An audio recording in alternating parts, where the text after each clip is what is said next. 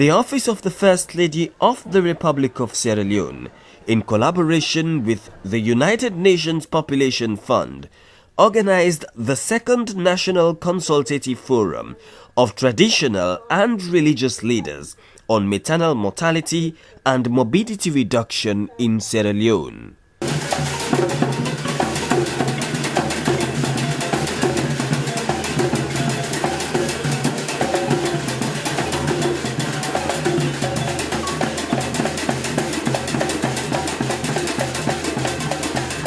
The church and the mosque provide powerful podiums for advocacy, and I sincerely believe that if we continue to work together, we'll be able to bring change in our nation, and our children will be the natural beneficiaries. The practice of child marriage, especially in rural Sierra Leone, is deeply rooted in cultural values and grounded in the social structures. And despite laws that prohibit child marriage, the practice is still prevalent in rural areas. Our goal is to prevent child marriages in our nation. The First Lady of Nigeria, Dame Dr. Patience Jonathan, who happens to be the president of the African First Ladies Peace Mission, attended the two-day high-level conference together with a high-level delegation from Nigeria. Your Excellencies, distinguished ladies and gentlemen, according to survey of family growth, that the main reason they had abstained from sex was that it was against their religion or morals. Our traditional leaders and royal fathers are the guiding lights in this respect.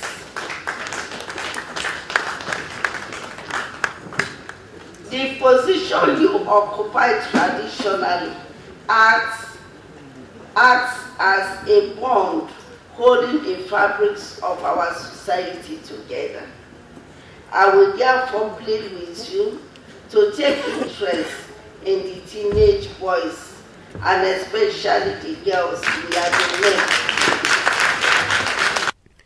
This forum aims to draw from the experience of the International Conference on Faith-Based Organizations held in Turkey in October 2008 and the African Regional Conference on Maternal Mortality Reduction and Survival of Women held in Sokoto, Nigeria in July 2008. The first Traditional and Religious Leaders Conference on Maternal Mortality Reduction in Sierra Leone in November 2008.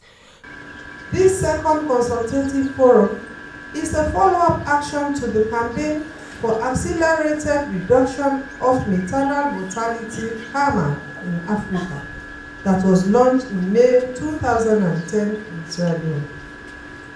The objective of this conference is to raise awareness of traditional and religious leaders of their roles and responsibilities, to mobilize their communities for the reduction of teenage pregnancy and child marriage, and in the process, help us in the fight for the reduction of maternal and child mortality.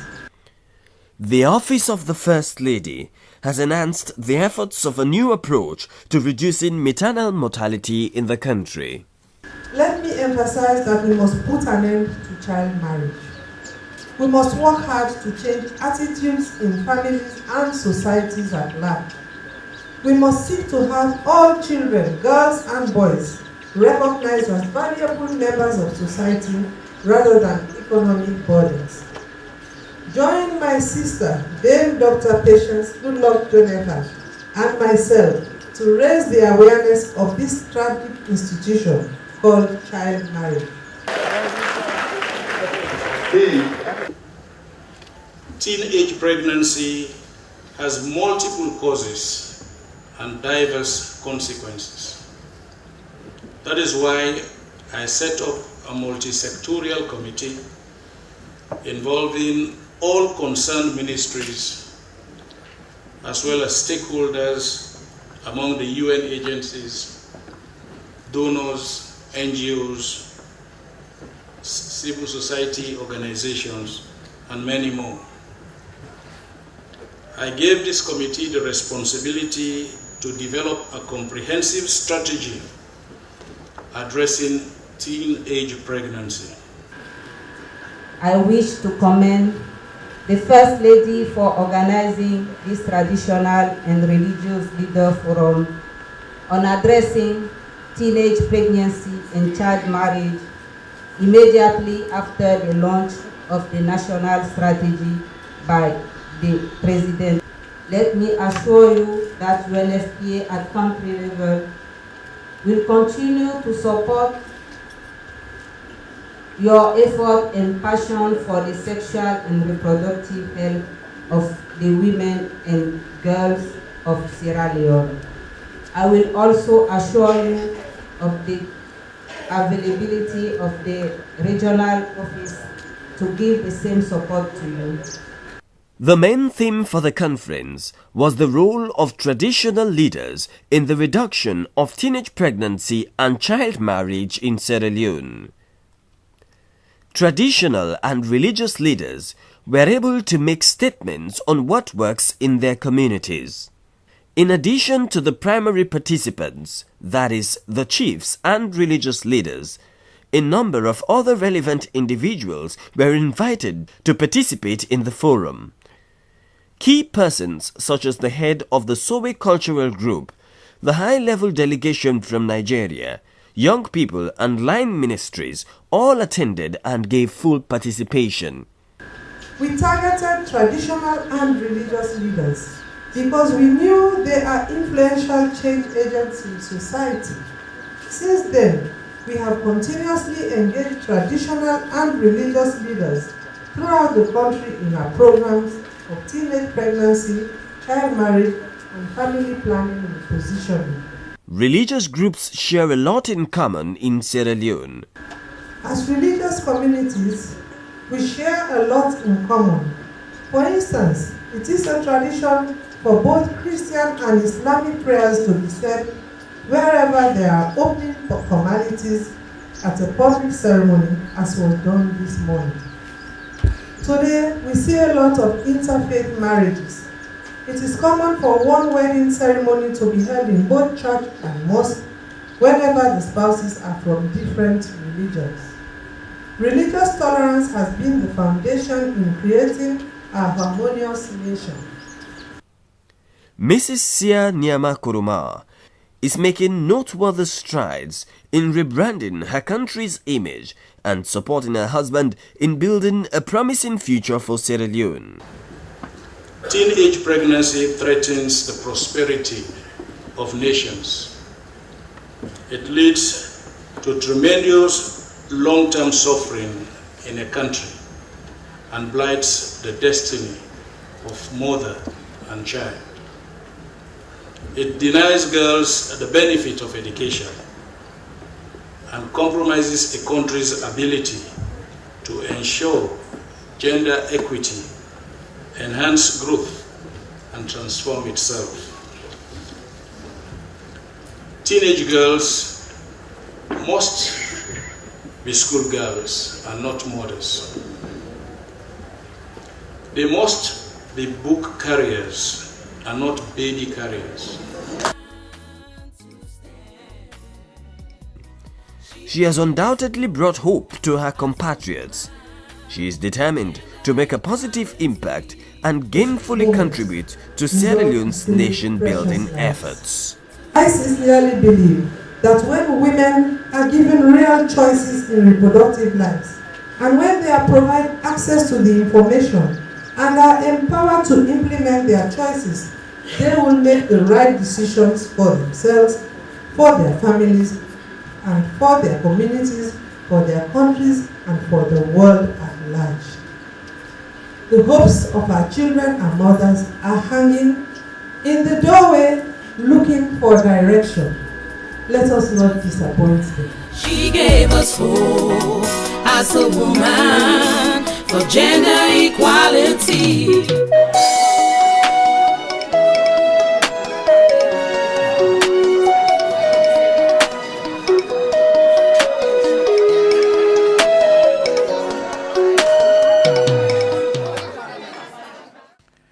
In September 2013, the Office of the First Lady and the Ministry of Social Welfare, Gender and Children's Affairs jointly organized a consultative meeting on gender equality and women's empowerment issues for stakeholders.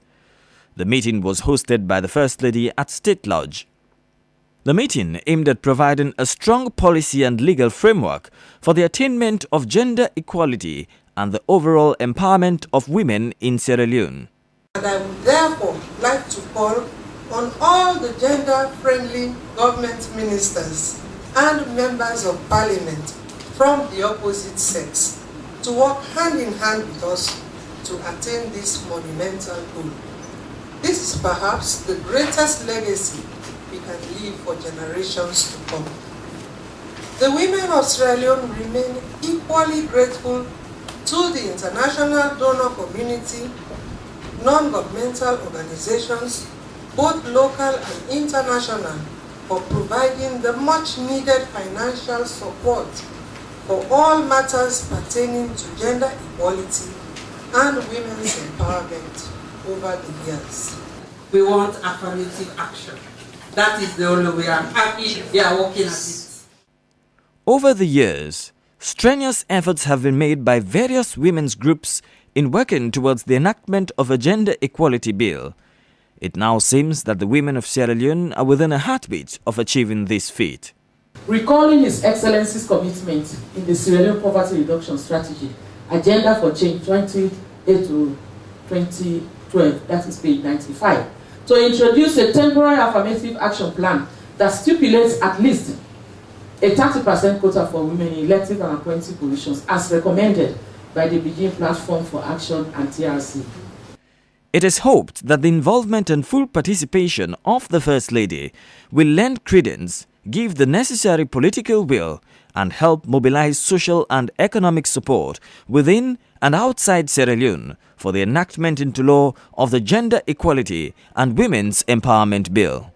The George W. Bush African First Lady Summit on Investing in Women Strengthening Africa from 1st to 2nd July 2013. I was invited as one of only 2 African First Ladies to speak about my work in the education sector, even though I spoke on my initiative Laxis, which advocates for attitudinal change in primary and secondary schools and is linked to the National Attitudinal and Behavioral Change Program. I used the opportunity at the summit to also showcase Sierra Leone on the work on women's empowerment and gender equality.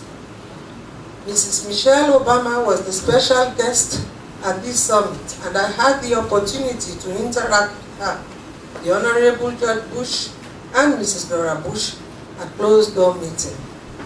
Of course, I solicited their support for women's initiatives in Sierra Leone. Advocacy work on women's empowerment and gender equality bill. I wish to assure you of my heartfelt commitment to advancing the empowerment of women and to promoting gender equality, and more particularly, gender mainstreaming in both the public and private sectors. She gave us hope as a woman.